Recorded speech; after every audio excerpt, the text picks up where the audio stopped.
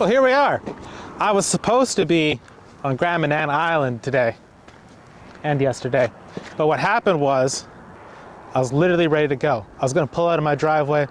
I pull in my clutch, go to pull in my front brake to slap her into gear, but the front brake lever was missing because I leaned it up against the wall of my garage, snapped off the front brake lever. And so I went to the motorcycle wrecker this morning, got myself a new lever. He happened to have one around. That's pretty lucky, you know. Things are looking really good in that way. And then, I mean, swapping it out is super easy. It's just 2 bolts, boom. Got yourself a new lever. So, because my master cylinder was still fine. So the front brake blade is actually 2 pieces. There's a lever piece, then this little extra pivot piece, and then that bolts directly onto the master cylinder. So my little connector piece was busted, but my blade was still fine. So I went down to the motorcycle wrecker, and he had another one of these. His blade was all messed up, but the middle piece was fine. So it was $25. That's a super deal. Yeah, it would have been over 100 to get a new one. So yeah, just 2 screws, slap it on, off to the races. And yeah, so I wasn't sure what to do with myself today since I obviously missed out on my big trip. You know, my wife had plans for me being out of the house. I had plans for me being out of the house. I gotta get out of the house. So here I am, the first corner of New Brunswick. This isn't gonna be like last year. I'm not doing the other 3 straight away, but there it is. There's the first one. Confederation Bridge to PEI. Here's the bike, a 2005 Kawasaki Concours 1000. The main problem I have with this bike is that it's way too powerful.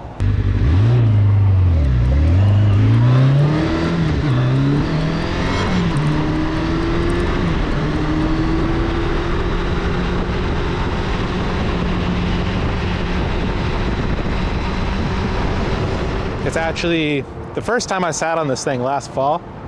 I went to take off from my own driveway. I was actually terrified of riding this thing because it's just too powerful. It's like you put it in gear and then you're speeding. And I don't want to. I don't want that to be my experience. Back when I ride the 250, right? When I ride my TU 250, you hold that thing wide open, you're not speeding. The 450, you hold that thing wide open on the highway, you'll speed eventually, but you're not going to be like going crazy fast. The 650, the V-Star 650 that I rode across Canada, that one you had to pay a little bit of attention to, but again, if that thing was going 140, you knew it, right? But this thing, there's just no limit. It's ridiculous. I don't want to go this fast. I don't want to go that fast, that quickly, you know? You take off from a stop, zoom. It's a stressful bike, but it's very smooth. But pretty sick bike. It's got the built-on bags. It's got like 30 liters of capacity, so it can go a little bit farther than the old bikes. It's pretty sick. So, I think now I'm gonna go home. A buddy of mine just got his motorcycle license last year. He hasn't ridden out in the wild yet, but it seems like today's gonna be the day. So we'll see if he's down for that. And it turned out that he was. So all I had to do was get home from Confederation Bridge back to Moncton. And the best way, here's a good tip for you, if you're leaving PEI and then heading westwards, you could take the main highway, 15 I believe it is, and you know, drive a nice flat, fast road that's really safe. Or you could be cool, as I am, and ride the 955 back instead, which follows the coastline. And the 955 is a pretty rough road. If you drive it in a car, I would say it's not very fun. Because, of course, when you got 4 wheels, you're going side to side, getting rocked all the time. Whereas motorcycles don't suffer from that. Instead, you get only rocked forwards and backwards. Which is fun as heck. Especially on a really fast bike like this. Not that you should speed. But on a fast bike, it's pretty awesome. Now my buddy here, he got his license back in July.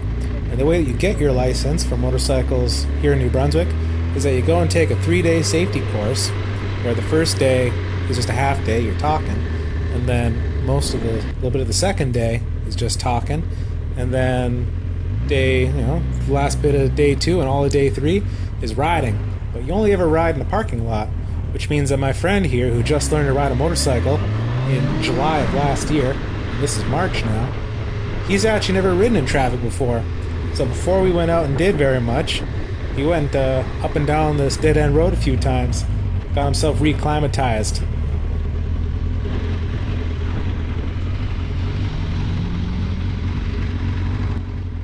Nice. All right. I didn't even see him there. I didn't see him either.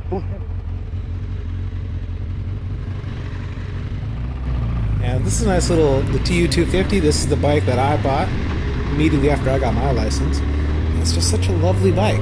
Not terrifying like some bikes. Concours 1000s, for instance. So, heck, you got out here, became a champ immediately. So we'll probably be seeing some more Ryan. Him and I intend on doing a road trip out to the Magdalene Islands. Don't know when it's happening, but it should be happening, so that'll be pretty sweet. Stay tuned, we just might see Ryan. Maybe we'll even see Kevin in the future. That'd be special. And heck, maybe even some of the guys like Gaius. When are they all gonna pop up? Don't know. Those guys don't ride in March. They're not tough like Ryan and I. But in any case, thanks for coming along. This was a good day. I've tried making 4 videos before this one, all of which fell on their faces. So it's nice to finish a video, and it's great to be out on the bike. Go do something you like doing.